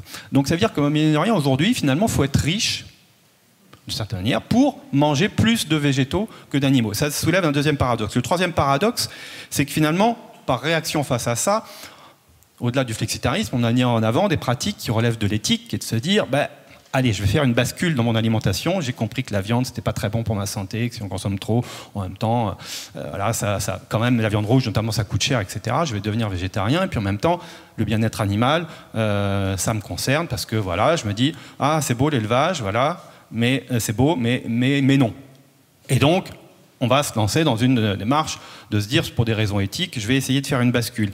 Et cette bascule, elle emmène une certaine forme de paradoxe aussi, et une forme d'hypocrisie qui nous conduit au végétarisme, qui est de se dire, non mais je ne vais pas croquer un animal, c'est un être vivant, je le respecte, il y a de la symbolique, je ne veux pas cautionner ça, donc je vais arrêter. Par contre, c'est vrai que si vous pouviez me laisser les œufs et le fromage, ça m'arrangerait, parce que c'est quand même bon, puis nutritionnellement, c'est des protéines qui sont intéressantes, etc. Sauf que les œufs et le fromage, c'est la même chose, c'est-à-dire que c'est la même filière. Dans les pays industriels, je souligne, si on prend les éleveurs semi-nomades avec leur yak, c'est pas la même chose. Mais dans les systèmes industriels, l'industrie du lait et des œufs, c'est la même que la viande. C'est que si personne ne mange de la bestiole, je n'aurai plus de lait, je n'aurai plus d'œufs. Donc, être végétarien n'a rien de plus éthique, absolument rien de plus éthique que d'être omnivore. La seule vraie démarche qui va nous amener vers l'éthique, c'est le végétalisme, où là, effectivement, je refuse catégoriquement ça, parce que je ne veux ni lait, ni œufs, ni fromage. Et là, on rentre dans une démarche qui est plus, on va dire, plus cohérente. Et qui nous amène au quatrième paradoxe, que je voulais mentionner, qui est sur toute cette discussion qu'on va avoir, tout ce débat qu'on va avoir autour du spécisme, qui est une forme de discrimination basée sur la classification des espèces, qu'on appelle la systématique, ce qu'on pratique beaucoup au muséum. On classe les espèces. Une fois qu'on les a classées, on peut éventuellement les hiérarchiser. Bon, si on les classe, on fait de la biologie, de la systématique. Si on les hiérarchise, on fait du spécisme. Et forcément, à partir du moment où on mange, tout notre rapport, toute notre symbolique que tu as mentionné, c'est une forme de spécisme. On va catégoriser en donnant des valeurs à ces animaux, à ces aliments. Et encore une fois, là, le spécisme est totalement flagrant quand on voit dans notre rapport qu'on a aujourd'hui aux animaux, le fait que, on va baser notre consommation sur la sentience qu'on va associer à certains types d'animaux. Ça va nous donner de dire que ça, c'est pas très grave. parce que finalement c'est des poissons, c'est un peu con, ça nous ennuie plus, parce que finalement, comme tu l'as dit, ils sont proches de nous, les cochons. Sois pas désagréable avec les poissons. Non, mais c'est vrai. Mais c'est vrai qu'ils ont un statut particulier, et je me permets de rajouter mon petit grain de sel. Si on regarde du côté des religions, elles ont aussi expliqué le statut du poisson de manière très bizarre. Pourquoi est-ce que l'homme est devenu carnivore dans la Bible, dans la Genèse? C'est parce que Dieu, à la suite du déluge, a autorisé Noé et ses descendants à manger de la viande, parce que Noé avait sauvé un couple de toutes les espèces d'animaux, animaux terrestres, animaux qui vivent dans le ciel. C'est bien précisé par le texte biblique. Mais comment voulez-vous détruire des animaux aquatiques par le déluge? Le poisson est littéralement un animal antédiluvien. Et c'est pour ça qu'il est passé à travers les mailles du filet et qu'il est consommé avant et après, et qu'il ne fait pas qu'il ne subit pas les mêmes types d'interdits. Il y a des interdits sur les poissons dans le judaïsme, mais c'est sans doute pour ça que le christianisme, qui s'est débarrassé de tous les interdits alimentaires du judaïsme, a conservé alors pas un interdit, mais une prescription alimentaire: consommer du poisson pendant les jours maigres, tous les vendredis et pendant le carême, parce que le poisson, c'est décidément pas un animal comme les autres. Non, effectivement, comme on l'a vu tout à l'heure, on ne l'entend pas crier. C'est ça, pourtant, on voit bien qu'il est en train de crier. Non, il a faim, là. Il a faim, en plus. Enfin, peut-être même encore moins que les autres animaux. On l'entend encore moins, on ne le voit pas, on ne l'entend pas. Et donc, il n'est même pas sur ce genre de... Vous voyez, là, on a une forme de communication par une association de militantisme pro-vegan, et dans lequel on a les animaux terrestres, bien sûr, mais on ne voit pas apparaître, même eux, finalement, ont oublié le poisson, alors que ce sont... Et les insectes. Et les insectes, et ça nous emmène complètement dans une forme de spécisme qui, même quand on veut lutter contre le spécisme, on fait du spécisme. C'est-à-dire que de classer, dans tous les cas, quand on fait des choix alimentaires, ne serait-ce que de dire que je ne consomme pas d'animaux, c'est une forme de spécisme, puisqu'on repose notre choix non pas sur de la sentience, mais sur une classification, sur de la systématique. L'exemple que tu mentionnais, c'est de se dire qu'effectivement, les insectes, normalement, les véganes ne consomment pas d'insectes, et ni de mollusques, ni de coquillages. Or, il n'y a pas plus de sentience dans une coque que dans un épinard, parce qu'il n'y a pas de système nerveux central. Donc à partir de là, on devrait s'autoriser à consommer effectivement des huîtres et des choses comme ça, parce qu'il n'y a pas de douleur identifiée telle que la science peut nous l'expliquer aujourd'hui. Et donc de dire je ne mange pas d'huîtres parce que c'est un animal, c'est une forme de spécisme. De dire je ne mange pas d'insectes, c'est très compliqué, c'est un paradoxe total, parce que pour faire pousser des salades, je n'ai pas le choix, il va falloir que je tue des insectes, et des tas d'insectes, ou des limaces, il va falloir que je tue tous ces prédateurs, pour revenir à des logiques préhistoriques, tous ces prédateurs qui existent encore, qui sont des prédateurs des cultures végétales, ce sont des animaux.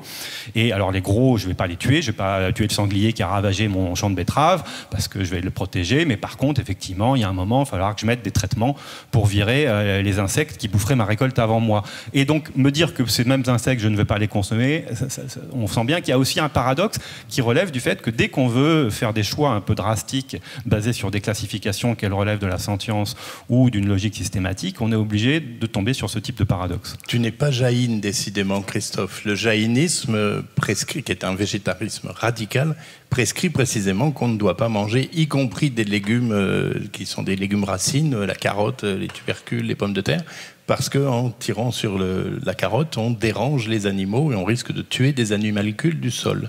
Donc non, un jaïne ne tuera pas les limaces, mais ça fera moins de salade. Je crois que personne n'arrive à être vraiment très cohérent. Faut pas... C'est un peu compliqué. C'est un peu compliqué. Ce qu'on va proposer maintenant, c'est cette petite surprise que vous gardez entre vos mains. Je vois au premier rang, avec autant d'attention. Eh bien, nous allons vous proposer, on va faire avec vous. Ça va tous brûler ensemble. Une expérience culinaire de Luth. Ce moment est un rituel de silence, inspiré par les cérémonies sacrées autour de la nourriture. Ici, nous cherchons à inventer une communion avec le corps de l'animal.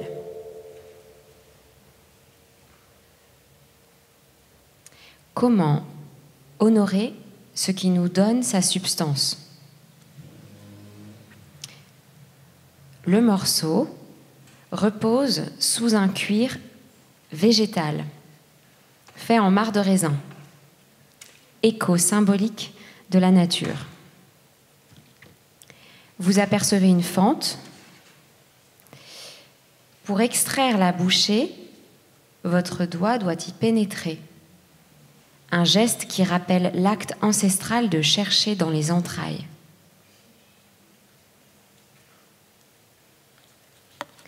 Cette bouchée est une illusion de chair et de graisse, conçue pour éveiller vos sens. Que cette bouchée pleine de conscience vous permette d'entendre la question « Comment devenir un et respecter ce qui nous donne son corps ?»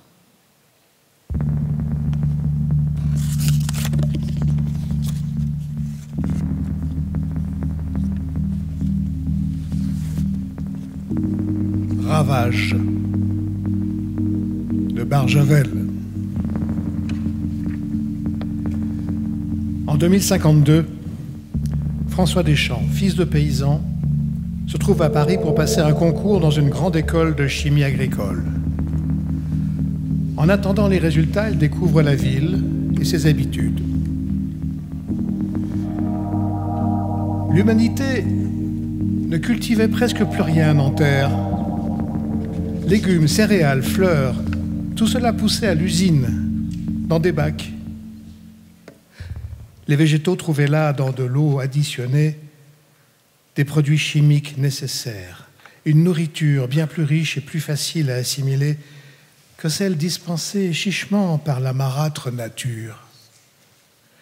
Des ondes et des lumières de couleur et d'intensité calculées, des atmosphères conditionnées, accéléraient la croissance des plantes et permettaient d'obtenir, à l'abri des intempéries saisonnières, des récoltes continues du 1er janvier au 31 décembre. L'élevage, cette horreur, avait également disparu. Élever, chérir les bêtes, pour les nourrir ensuite au couteau du boucher, c'était exactement là des mœurs dignes de barbares du XXe siècle. Le bétail n'existait plus. La viande était cultivée sous la direction de chimistes spécialistes et selon les méthodes mises au point et industrialisées par le génial précurseur Carrel, dont l'immortel cœur de poulet vivait encore au musée de la Société protectrice des animaux. Le produit de cette fabrication était une viande parfaite, tendre, sans tendons, ni peau, ni graisse, et d'une grande variété de goûts. Non seulement l'industrie offrait aux consommateurs des viandes au goût de bœuf, de veau, de chevreuil, de faisan, de pigeon, de chardonneret, d'antilope, de girafe, de pied d'éléphant, d'ours, de chamois, de lapin, d'oie, de poulet, de lion et de 1000 autres variétés, servies en tranches épaisses et saignantes à souhait. Mais encore, des firmes spécialisées à l'avant-garde de la gastronomie produisaient des viandes extraordinaires qui, cuites à l'eau ou grillées sans autre addition qu'une pincée de sel, rappelaient par leur saveur et leur fumée les préparations les plus fameuses de la cuisine traditionnelle. Depuis le simple bœuf miroton jusqu'au civet de lièvre à la royale. Quant au lait, sa production chimique était devenue si abondante que chaque foyer le recevait à domicile à côté de l'eau chaude, de l'eau froide et de l'eau glacée par canalisation. Il suffisait d'adapter au robinet de lait un ravissant petit instrument chromé pour obtenir en quelques minutes une mode d'excellent beurre. Toute installation comportait un robinet bas, muni d'un dispositif tiédisseur, auquel s'ajustait une petite tétine. Enfin, les mères y alimentaient leurs chers nourrissons.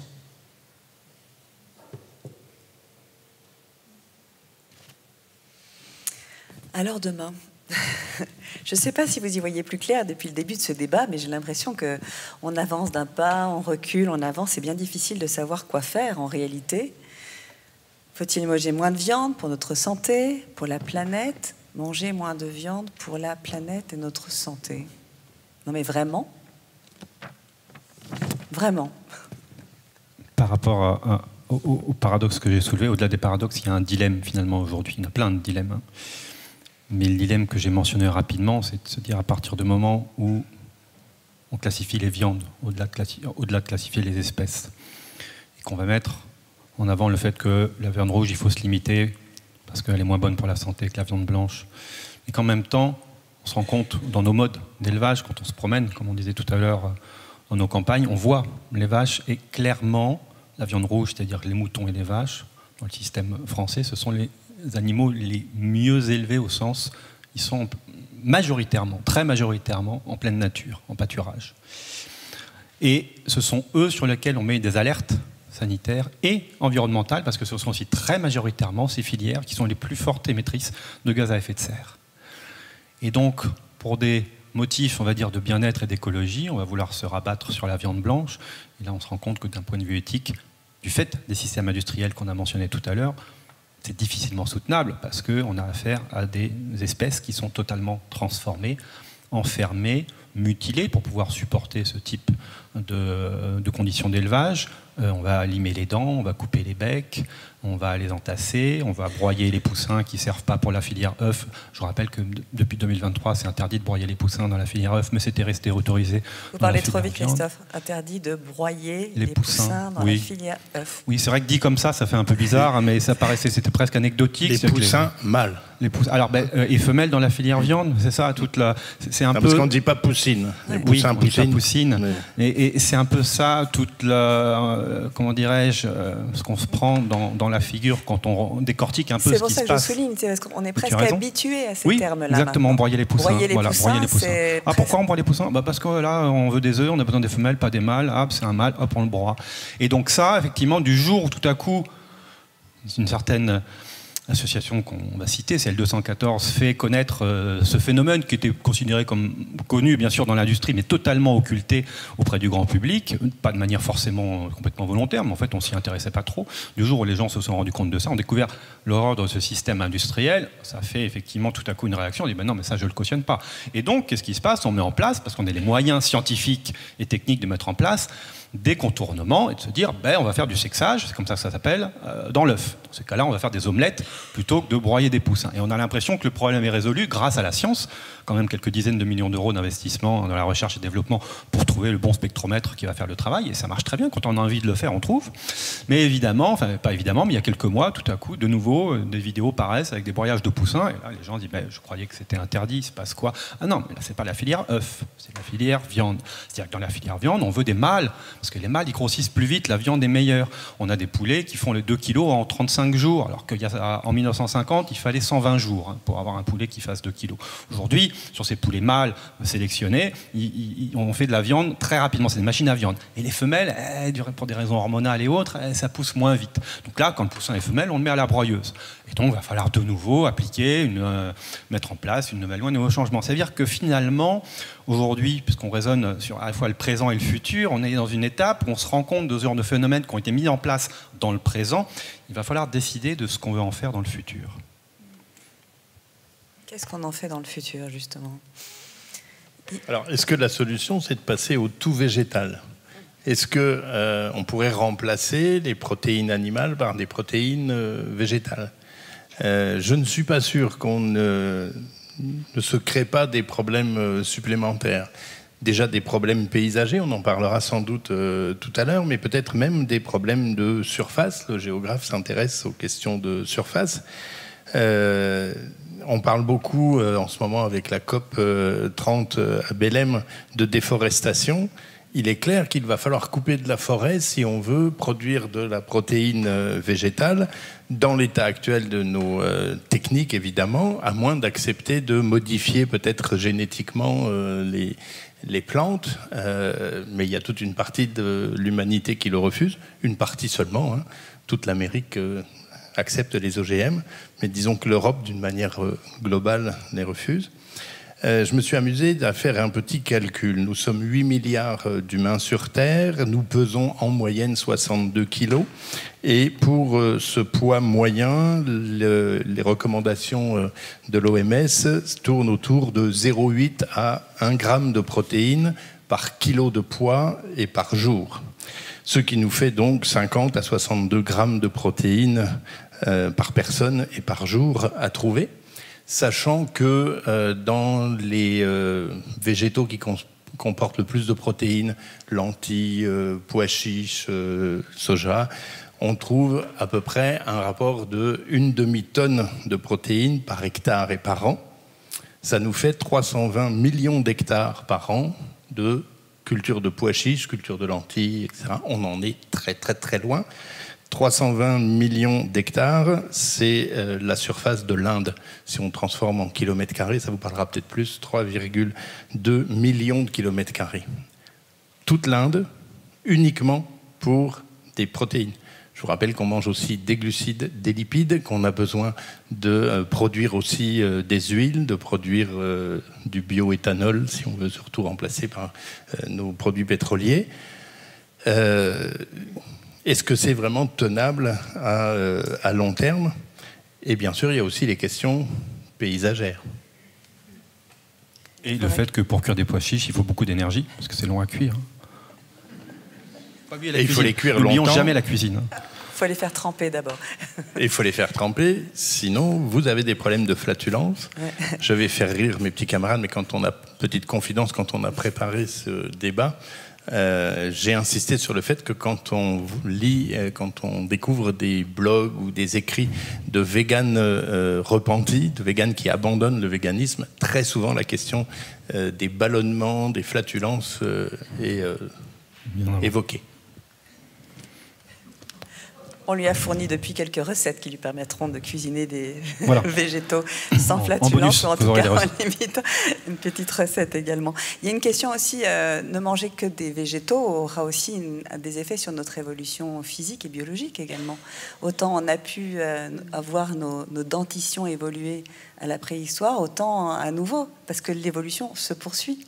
Oui, sans aucun doute, c'est sûr que ça, c'est mes collègues paléanthropologues, mais oui, bien sûr que ce qu'on va manger va aussi continuer à nous faire évoluer. Les dents de sagesse qu'on commence à perdre plus tôt. Donc l'alimentation est directement liée à nous, mais au-delà de ça, ce dont on parle là, c'est peut-être la question déjà de la place, notre place, dans ce qu'on peut appeler, comment déjà, la nature, le vivant, comment nous on perçoit les animaux.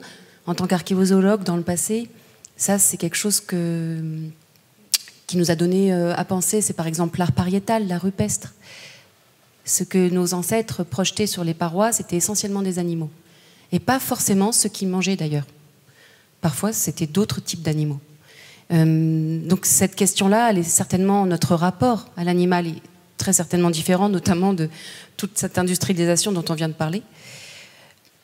Comment nous, on se situe dans le monde animal, cette terminologie de nature ou de vivant pose cette question-là philosophique même, de comment on se situe nous. Est-ce qu'on regarde cette nature, on l'observe, on l'étudie, comme l'ontologie naturaliste dont parle Philippe Descola, c'est-à-dire qu'à partir du XVIIIe siècle, on va commencer à regarder la nature, à l'observer, à l'étudier, à nous mettre en dehors. Et aujourd'hui, on parle de vivant. C'est une autre terminologie qui nous permet de faire partie de ce monde-là. En tant qu'archéozoologue, peut-être que effectivement nous considérer comme faisant partie du monde animal peut nous permettre de penser et de penser notre alimentation et de peut-être nous recréer nous-mêmes d'autres types d'ontologie. Tout à l'heure, tu parlais de bricolage, mais c'est vrai qu'à travers le véganisme, par exemple, l'antispécisme, c'est une façon, puisqu'on n'a pas tout le temps affaire à des religions, mais une façon de réfléchir de nouveau à d'autres rapports à l'animal. Et je voulais aussi, ce qui m'interpelle peut-être aussi, c'est par rapport au fait que vous avez compris que dans notre longue évolution, c'est des millions d'années dont on parle, hein, autour de nous, on a été donc un animal parmi d'autres, on a été mangé, on a mangé. Et aujourd'hui, je ne sais pas si vous avez regardé l'actualité, mais ça interpelle au Japon, en Alaska, chez nous, on va avoir des nouveaux grands prédateurs qui reviennent sur les territoires, du fait du réchauffement climatique, du fait des changements de paysage. Et ça aussi, peut-être philosophiquement, ça peut nous amener à réfléchir. Est-ce que, alors qu'on a tout le temps été des proies, enfin tout le temps, je peux vous le dire en tant qu'archéologue, une grande partie de notre évolution, on a été proie et prédateur, les deux. Philosophiquement, le fait qu'on a des super prédateurs qui reviennent dans les territoires, certaines sociétés les ont jamais perdus, ces prédateurs, mais pour certaines autres sociétés, c'est nouveau. Donc il faut se réhabituer à cette idée de pouvoir être nous-mêmes, théoriquement je parle, consommer peut-être, manger, et on peut aller même au-delà quand on parle d'autres types de comportements comme le compostage humain. C'est une histoire de peut-être redevenir nature. Je ne sais pas si vous avez entendu parler de ces expérimentations de compostage humain. C'est quelque chose qui est en cours dans certains pays d'expérimentation. Et donc, c'est un intérêt aussi philosophique de se dire que peut-être que là, c'est une façon de pouvoir redevenir à nous-mêmes à la nature. C'est comme quand on est mangé par un prédateur, quelque part. On fait partie de la chaîne trophique. Et cette idée-là, c'est quelque chose qui peut-être nous interroge et nous pose question. En tout cas, voilà, on a essayé de se dénaturer, comme le roman de Vercors. Vous savez, je ne sais pas si vous connaissez les animaux dénaturés. On a essayé de se dénaturer, de s'affranchir de ces contraintes environnementales tout au long de notre évolution. Aujourd'hui, peut-être, on se pose d'autres questions. Et c'est intéressant, en tout cas, de se poser la question de est-ce qu'on veut de nouveau se renaturer? Est-ce que c'est possible même? La question se pose en tout cas, puisque comme vous le dites Camille, on a des ours, on a des grands animaux, des grands prédateurs maintenant qui viennent dans les maisons et qui n'ont plus cette frontière-là. Et du coup, les rapports s'inversent. Qui est supérieur à qui? Ces rapports de hiérarchie par rapport au monde. Alors je ne sais pas si vous avez vu, je voudrais revenir sur le cliché précédent, où on voyait un steak, un premier hamburger végétal.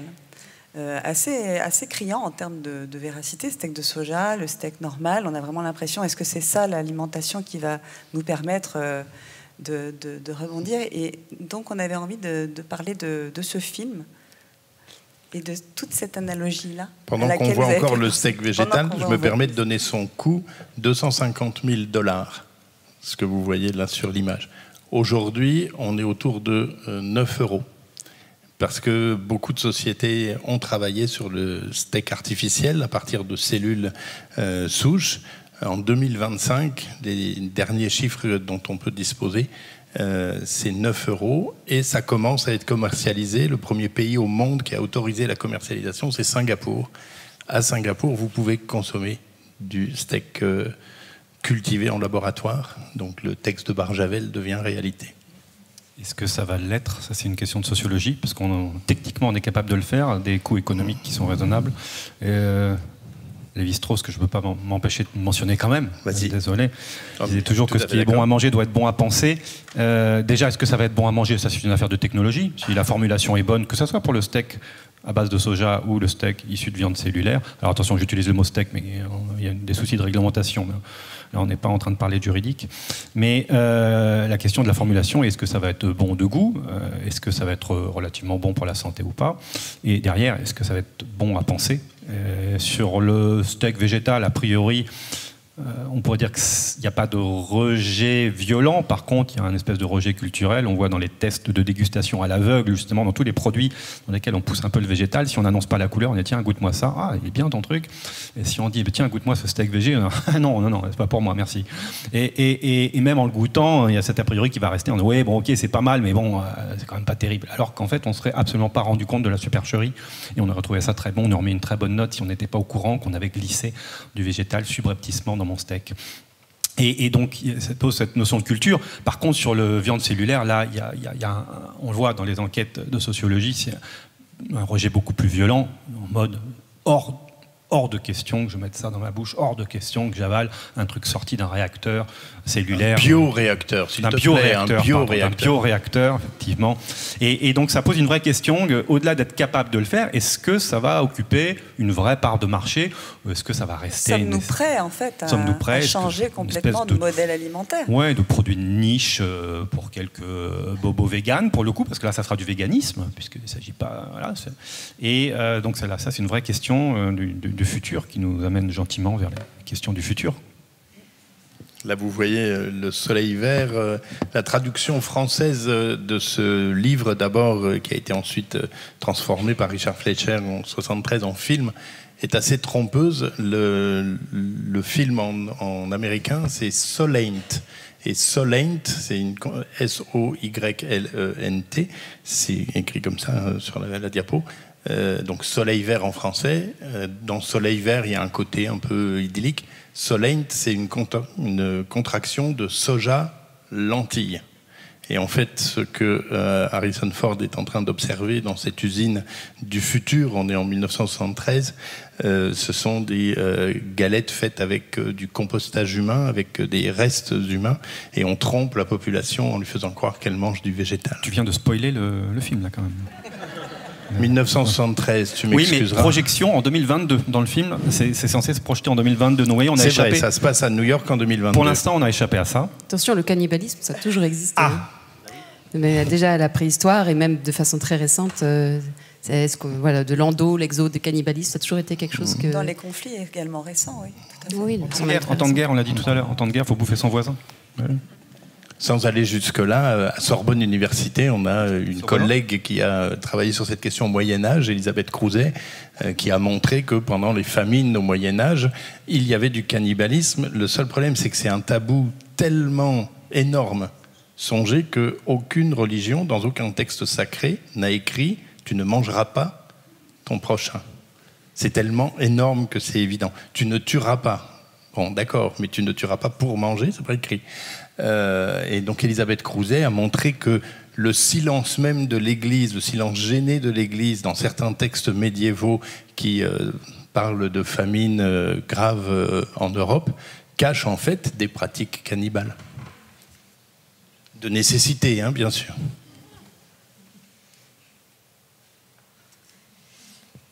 Les diplomates cohabitaient avec les loups sur une autre carte du vivant.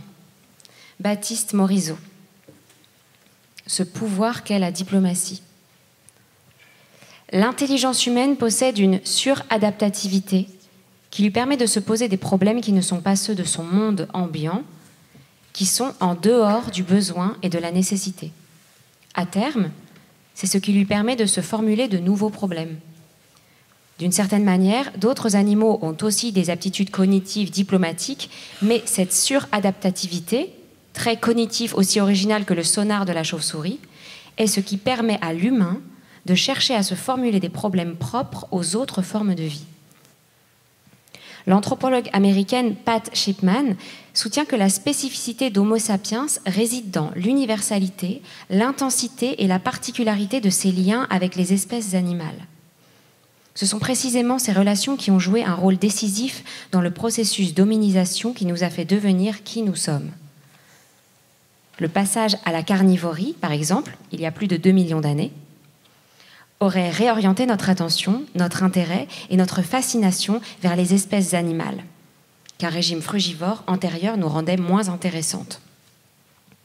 Notre compétition avec les grands prédateurs conjointe à notre faiblesse physique comparée aurait fait de notre aptitude intellectuelle à observer, interpréter, comprendre, prédire le comportement animal le trait sur lequel aurait porté la pression de sélection à l'origine de différents aspects de l'esprit humain actuel.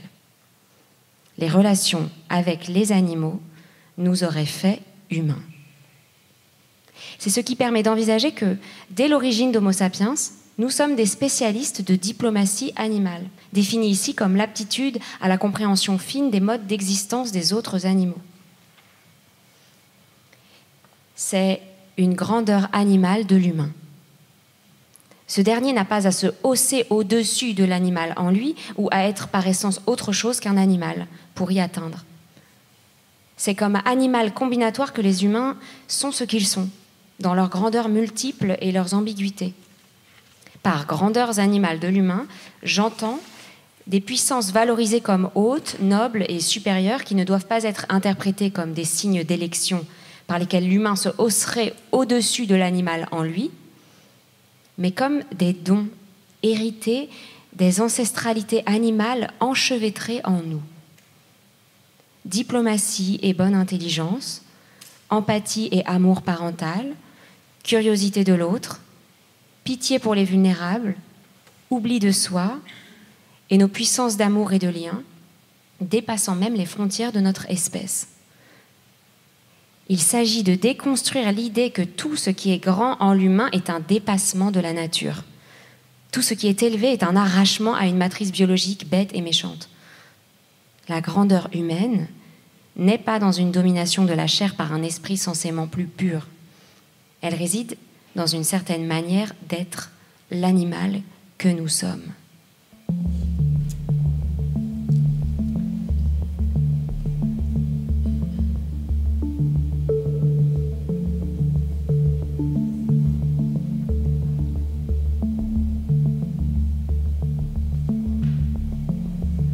There was a boy,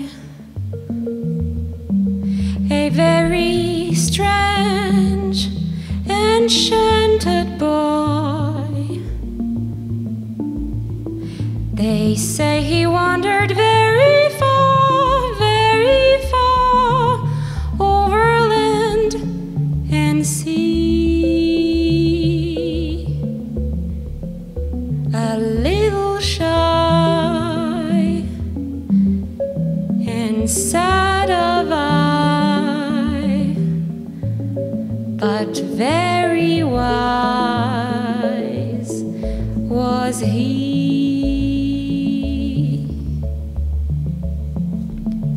And then one day, a magic day, he passed my way. And while we spoke of many things, fools and kings, this he said to me: the greatest thing you'll ever learn is just to love and be loved in return.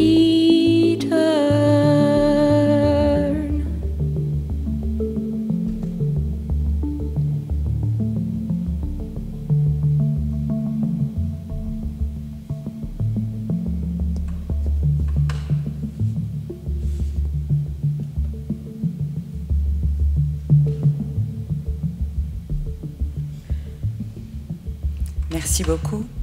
On peut les applaudir.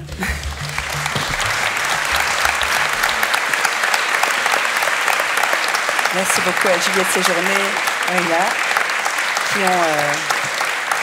qui nous ont fait ce cadeau. Parce que lorsque nous avons préparé ce débat, on a bien sûr pensé à la question de l'homme, de la nature. Et on a été inspiré par un documentaire et on a découvert que Nature Boy était une chanson née dans les années 40, 45, j'espère que je ne dis pas de bêtises, interprétée par Nat King Cole et qui plaçait justement l'homme et la nature. Et donc ils nous ont fait le cadeau d'interpréter une de leurs créations. Et c'était une surprise. Donc on voulait les remercier. Merci beaucoup à vous tous d'avoir été aussi attentifs à ce débat. Avant de partir, j'avais une dernière question quand même. Alors, cette assiette du futur, avec ou sans viande? Vous avez le droit de lever la main. Et je pense qu'on peut associer aux applaudissements Luz qui nous a proposé bien sûr, bien sûr. Cette expérience sensorielle et artistique. Merci beaucoup.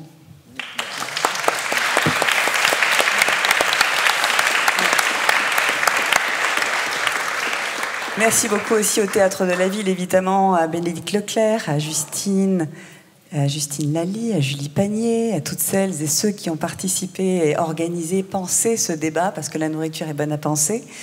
Aux comédiens, on l'a dit évidemment, aux musiciens également.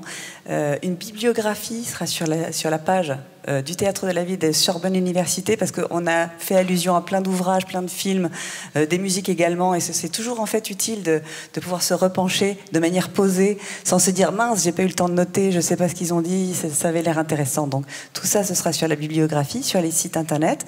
Des livres sont également disponibles à la librairie.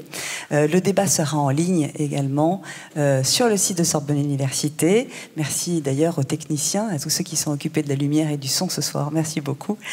Et enfin, évidemment, Vincent me montre, n'oublie pas, parce que ceci, c'est une sorte d'apéritif, on va dire, une mise en bouche avant 3 jours de colloque, les colloques de l'initiative alimentaire qui a pensé, en fait, ce débat singulier dans le cadre d'un grand projet qui s'appelle Sound. Donc 3 jours de débat qui commencent demain, 3 jours de colloque, pardon, qui commencent demain, ça s'appelle la table des savoirs, donc demain, le 17 jusqu'au 19, donc 3 jours de colloque avec une programmation absolument hallucinante, très très très riche, avec plein de sujets à aborder, dont la viande. Donc si vous n'en avez pas eu encore et que vous voulez encore en manger, c'est tout à fait possible. Donc ça, c'est du 17 au 19. Et il y a une adresse internet également. Alors, le plus simple, c'est de vous donner quelques pistes pour le retrouver sur Google. Si vous tapez sur Google « Initiative Alimentation », qui est le nom de ce groupement de différents scientifiques de Sorbonne Université qui travaillent sur ces thématiques, dirigés par Fabien Faugeron, ici présent dans cette salle, et que vous ajoutez colloque, vous allez trouver rapidement le lien qui vous permet de savoir le programme. C'est gratuit, mais il faut s'inscrire pour des raisons logistiques. Donc il faut juste aller sur la page, vous remplissez le formulaire et vous n'avez rien à payer. Si vous avez quelque chose à payer, vous êtes sur le mauvais endroit. Oui, voilà. Donc méfiez-vous. C'est pas le cas. Et c'est à Jussieu, dans l'auditorium, donc sur le campus de Sorbonne Université, à Jussieu. Et ça commence demain à 8h30. Je crois que Camille veut me parler de... Non, mais il y a aussi un documentaire. Mais bien sûr, le documentaire de Martin Blanchard qui est sorti et disponible sur Arte depuis hier, sur le végétarisme. C'est l'histoire du végétarisme. Donc vous pouvez retracer tout ça, y compris, c'est dans ce documentaire-là que nous avons été inspirés, que nous avons trouvé Nature Boy, qui a donc permis de conclure ce débat singulier. Ça a été... Ah oui, il y a aussi une projection publique? Non, je ne crois pas. Samedi prochain sur Arte. Mais c'est déjà il sur est le là, site. Martin Blanchard, donc en fait, on pourra lui poser la question pour plus de précision. Je vous souhaite à tous une excellente soirée. Merci beaucoup d'avoir été si nombreux.